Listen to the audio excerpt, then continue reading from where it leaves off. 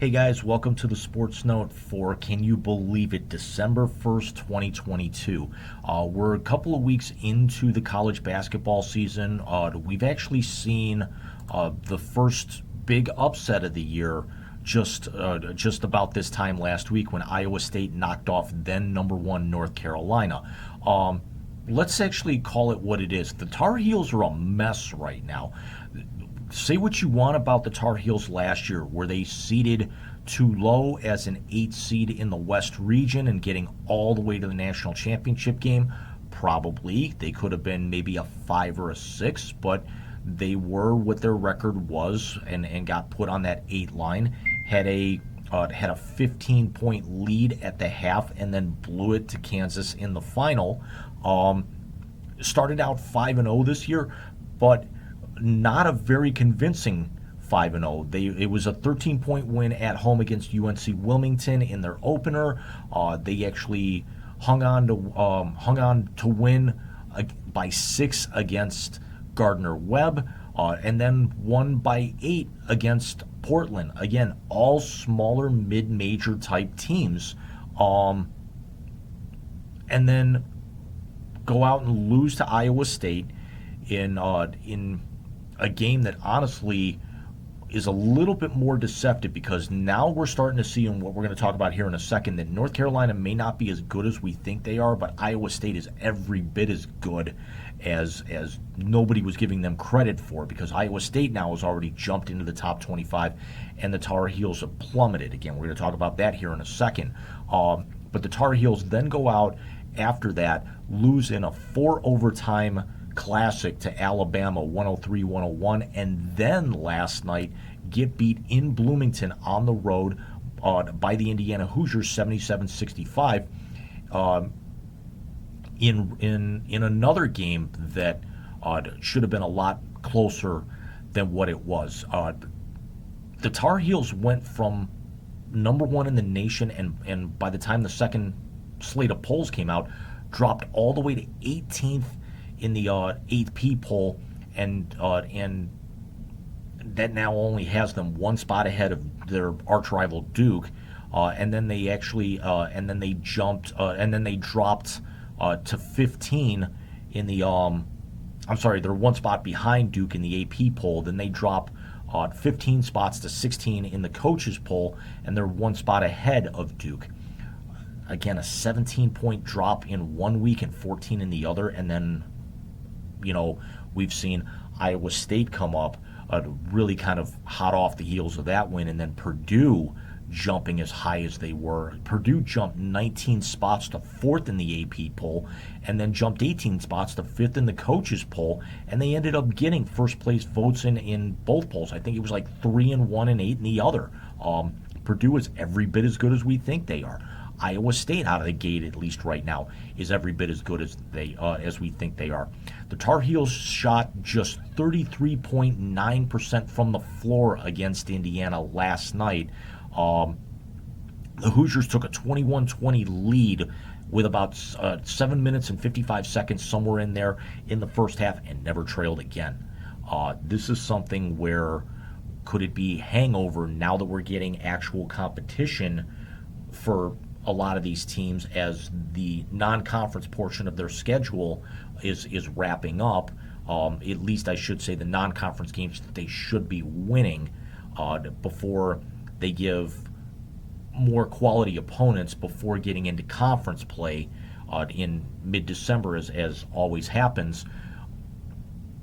You're going to see why here in just a second, but Carolina should have actually blown out just about all 5 of those teams, as again, opposed to just kind of hanging on against 3 of them.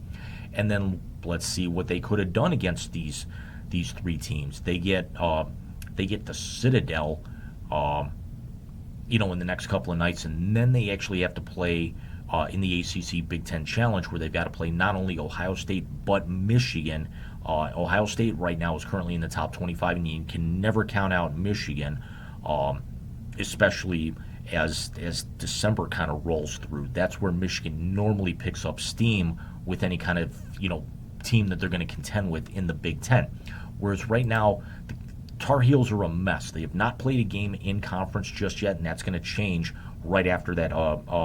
Actually, that's going to change later on this week. They get a little smidget of a taste of ACC play. They're on the road at Virginia Tech on Sunday afternoon, and then they're home to Georgia Tech before that, before the Citadel and the ACC Big Ten Challenge, and then things really get going, in ACC play right around New Year's, because then they open Pitt, Wake Forest, Notre Dame, and then national championship contender Virginia just after the first of the year here. Right now, if you were to actually just go by the overall records, the Tar Heels are in the bottom half of the ACC with the overall records. Again, nobody has played a conference game up until this coming weekend here, but nobody can kind of figure out what's going on. They've got Caleb Love averaging 19 points and 3.1 assists per game. You've got Armando Bacot shooting 54.5% from the floor. Bacot's also pulling in 11 rebounds a game, and he's averaging 1.5 blocks. Carolina right now is one of the bottom, I want to say maybe 20, 30 teams in all of Division I in assists. They're only averaging 11 assists per game. They're in that top 50 to 60 with their points and rebounds per game. But but right now is Carolina's not playing any defense with this, because they're averaging 80.4 points scored per game, but they're giving up 75.4. For a team that was the national runner-up, and you've only got a point differential of +5 right now through your first 8 games, and 5 of them should have been very easily winnable. And if you want to actually count the Citadel, that's actually going to be, out of your first 11 games, you should win probably 8 or 9 of them at the absolute worst. That's not very good. Hubert Davis has got a lot he's got to figure out with this team right now, because everyone thought with the Tobacco Road shootout it was going to be Duke that was going to be coming back down to earth in their first season in 43 years without Mike Krzyzewski on the sideline. But again, Carolina getting to a Final Four last year, and this is how they start out. Right now, your number one team in the nation at the start of the year is right now, with another loss potentially falling completely out. I mean, what happens if they lose at Vatek this weekend, who's 7-1 on the year? That's entirely possible. Georgia Tech 4-3.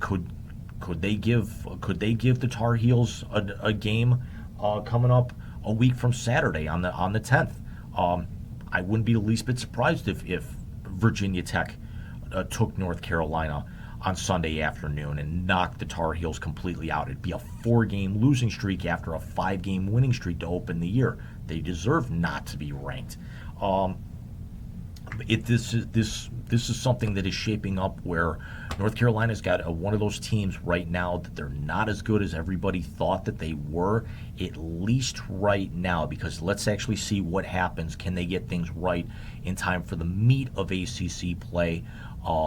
And certainly they want to have things corrected by that first matchup with Duke coming up on February 4th. And for them to actually have that first matchup that late in the year, and then they actually and then they end the regular season March 4th hosting Duke, again leading into the ACC tournament, you kind of don't want to have the Tobacco Road shootout mean that it's just another game. You usually want to have one of these teams be a little bit more dominant than the other, where they could be potentially talking about them as Final Four caliber.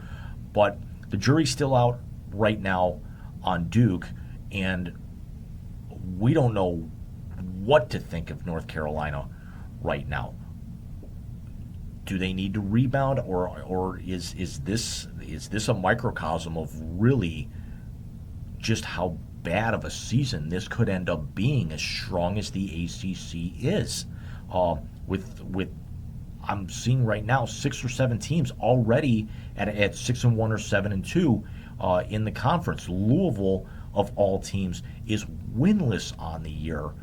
And you never expect that. Even in the post-Rick Pitino era, you never see Louisville struggling that bad out of the gate. Florida State, with their recent success in the last 5, 6, 7 years, is 1-8. Syracuse, a Jim Boeheim team, is under 500. So it's a completely upside down, topsy turvy ACC. But this is actually this is why college basketball is so good early on, because now you've kind of got your tune-up games out of the way, and now let's start sorting out some big boys here. Let's actually see who's going to be able to take the momentum and move, who's got to actually, who's not nearly what everyone thought that they were and is going to be struggling on the back end to get into the tournament. And let's actually see really who's got to put in the extra practices at this point, and honestly may have a couple of national games flexed, and right now that's the North Carolina Tar Heels. So let me know what you guys think down in the comment box below. Like and subscribe if you're interested. Mike and I will be back with you on the Wise Guys this coming Sunday night, and we hope to have a very, very special guest. I believe we have them locked down. We're actually just finalizing a couple of things here. Somebody we've been trying to get on for quite a while. We hope you're really going to enjoy that. Again, it's going to be a special live Sunday night edition of the Wise Guys. We're gonna talk. We're going to definitely talk some college football. We're going to talk some Cleveland Browns, especially now with Deshaun Watson's first game as quarterback after his suspension's been lifted. But we hope to see all of you guys then. And don't forget, Saturday night, December the 17th, a week before the Christmas break, will be our year-end show for the Wise Guys. It will be our free-for-all. We are trying to get as many guests as possible, and it is going to be an absolute mess of a party, so you will not want to miss that. Take care, everyone. We'll see you soon.